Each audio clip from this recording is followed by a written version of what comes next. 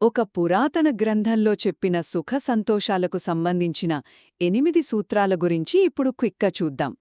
ఇది చూడండి, మన ప్రస్తుత జీవితంలో అలాగే భవిష్యత్తులో కూడా ఎలా సంతోషంగా ఉండాలో చెప్పే ఒక సింపుల్ ప్రాక్టికల్ గైడ్ అన్నమాట.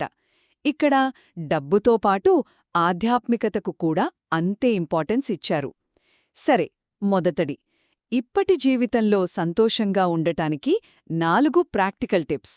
మొట్టమొదటిది ఉద్యమ సంపద. అంటే కష్టపడటమే కాదు, తెలివిగా చురుగ్గా పనిచేయడం.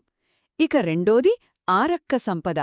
అంటే మనం సంపాదించిన దాన్ని కాపాడుకోవడం. ఇక్కడొక ఇంట్రెస్టింగ్ పాయింట్ ఏంటంటే, కేవలం దొంగల నుంచే కాదు, ద్వేషపూరిత వారసుల నుండి కూడా మన సంపదకు ప్రమాదముందని ఈ గ్రంథం హెచ్చరిస్తుంది. భలే ప్రాక్టికల్గా ఉంది కదూ. మూడోది కళ్యాణ మిత్రత. మనకు స్ఫూర్తినిచ్చే మంచి స్నేహితులతో ఉండటం. ఇక నాలుగోది సమజీవిత. అంటే మన ఆదాయానికి ఖర్చుకి మధ్య బ్యాలెన్స్ పాటించడం, ఒక త్రాసులాగన్మాట. సరే, ఈ భౌతిక పునాది గట్టిగా పడ్డాక రెండోది మన భవిష్యత్ బాగుండటానికి అవసరమైన 4 అంతర్గత గుణాలు.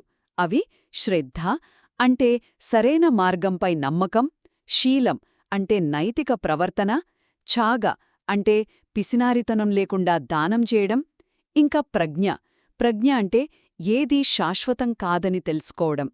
ఈ క్లారిటీ ఉంటే మనం ప్రశాంతంగా ఉండొచ్చు.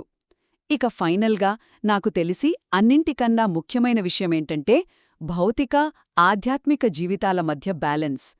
చాలామంది అనుకున్నట్టు ఈ గ్రంథం డబ్బు సంపాదించడాన్ని ఆధ్యాత్మికతకు అడ్డంకిగా అస్సలు చూడదు. నిజానికి ఆర్థిక స్థిరత్వమనేది లోతైన జ్ఞానాన్ని సంపాదించడానికి అవసరమైన ఒక గట్టి పునాది అని ఇది చాలా క్లియర్గా చెబుతుంది. ఒక్క మాటలో చెప్పాలంటే, స్థిరమైన లౌకిక జీవితం, ఉన్నతమైన ఆధ్యాత్మిక జీవితమనేవి శత్రువులు కావు. అవి మనల్ని పైకి తీసుకెళ్లే 2 రెక్కలలాంటివి.